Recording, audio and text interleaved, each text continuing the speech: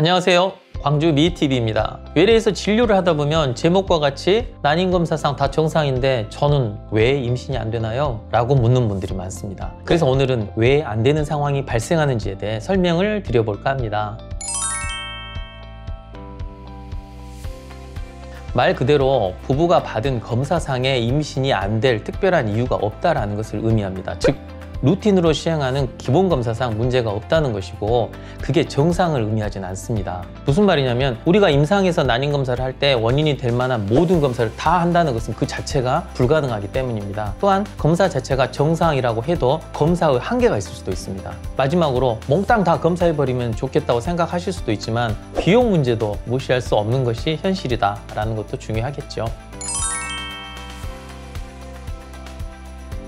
아닙니다. 말 그대로 검사 자체의 설계 및 현대의학의 한계가 있다는 것입니다. 예를 들어 루틴으로 하는 정액검사를 저희들이 실시하는데요. 정액에는 세포 성분, 즉 가장 중요한 정자가 있고 그 외에 액상으로 된 정액이 있는데 우리가 하는 검사는 정자에 대한 검사입니다. 정액의 물성분은 단백질과 효소, 여러 가지 영양소, 호르몬, 아미노산 등이 섞여 있어 정자가 죽지 않고 사정된 후에 난자를 만나도록 도와주는 중요한 역할을 합니다. 그런데 이 물성분에 대한 검사는 하지 못하니까 결국 정액검사도 완벽한 것은 아니란 소리가 됩니다. 아무리 정자가 건강해도 전립선이나 정낭 등에서 정자를 보호하는 정액 내 성분을 제대로 만들지 못하면 그 남성은 임신에 성공하기 어렵다는 말입니다. 그런데 검사 설명은 정상으로 듣게 되겠죠. 이렇게 검사 자체의 한계로 인해서 알 수 없는, 평가할 수 없는 부분들이 존재할 수 있다는 거죠.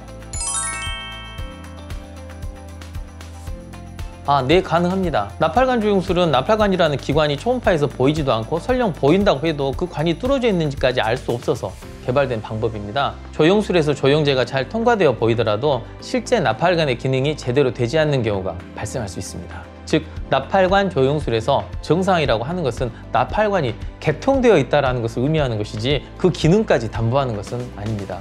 예를 들어 흡연을 오랫동안 하게 되면 나팔관 내벽에 있는 섬모들이 죽어버려가지고 기능을 하지 않게 됩니다. 섬모의 기능은 아실지 모르겠는데 우리 초등학교 체육대회 때 커다란 공을 어린이들이 손을 위로 올려서 이동시키는 장면을 생각하시면 될 것 같습니다. 공이 바로 난자나 배아가 되고 그 수많은 한쪽으로 움직이는 아이들의 손이 바로 섬모라고 생각하면 됩니다. 지금 나오고 있는 사진은 실제 나팔관 내에서 이동 중인 배아이고요. 그 하부에는 한쪽 방향으로 운동하는 섬모들이 보입니다. 마치 양탄자처럼 보이네요. 이 섬모들의 운동이 멈추면 그 자리에서 배아가 전진을 하지 못해서 도태되거나 자궁 외 임신이 되는 거죠. 그러나 우리가 하는 조영술로는 이런 미세한 기능에 대한 정상 여부는 전혀 알 수 없다는 한계를 가지고 있습니다. 그렇습니다. 저번 시간에 습관성 유산에 대해 제가 설명드렸는데요. 임신이 잘 안 돼서 검사차 오신 부부들에게 습관성 유산의 원인을 알고 싶을 때 하는 자가 면역 항체 검사 등을 하지는 않습니다. 그런데 소수의 난임 여성에서는 자기 몸의 구성 성분이나 정자, 배아를 공격하는 자가 면역 항체가 양성일 수 있습니다. 자궁내막증, 다낭성 난소증후군, 조기 폐경의 경우는 다양한 종류의 자가 면역 항체가 발현되어 문제가 된다는 것이 이미 밝혀져 있습니다. 그렇기 때문에 기본적인 난임검사에서는 이런 정밀한 검사까지 다 하지 않기 때문에 원인 불명의 진단을 받기도 하는 것이다 라고 생각하시면 됩니다. 즉 논리적으로는 모든 현대의학에서 제공 가능한 검사를 다 했음에도 불구하고 원인이 밝혀지지 않은 경우만 원인 불명의 난임이라고 불러야 하지만 그게 현실적으로 쉽지 않다라는 것이 문제라 하겠습니다.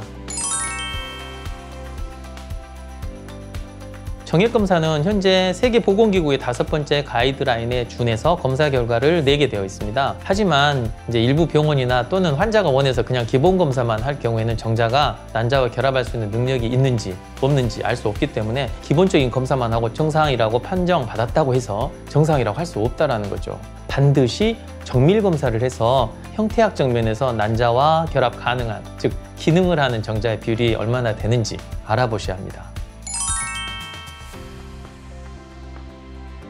네, 중요한 질문입니다. 자궁경부에는 점액이라는 게 있는데요. 배란기를 전후해서 하루 정도만 그 진하기가 약해져서 물처럼 변하게 됩니다. 평소에는 굉장히 찐득찐득하다고 보시면 되는데요. 이유가 있습니다.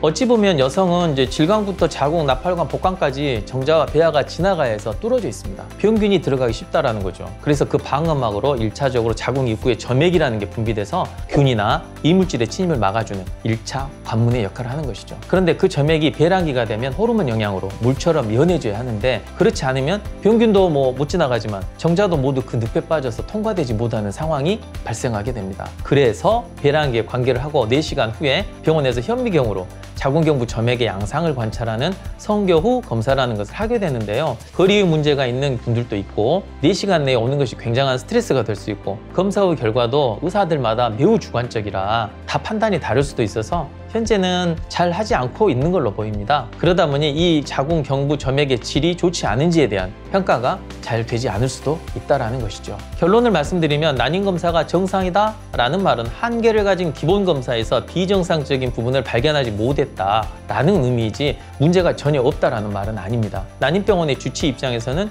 비용과 효율성, 환자 부부의 걱정과 시도 방법의 적극성 정도 사이에서 매우 많은 고민에 빠질 수 있는데, 아무 문제가 없다고 하는 경우에 특히 치료 플랜을 짜는데 많은 주의가 필요하고 빠지는 부분이 없도록 잘 체크하는 것이 중요하다고 하겠습니다. 그러므로 기본 검사에서 문제가 없으면 여러 상황을 고려해서 임신 시도를 해보고, 그래도 안 되면 보다 적극적인 쪽으로 고민을 해봐야겠습니다. 오늘은 검사에 이상이 없는데 왜 임신이 안 될 수 있는지에 대해서 알아보았습니다. 영상 시청해 주셔서 감사드립니다. 좋은 하루 보내세요. 감사합니다.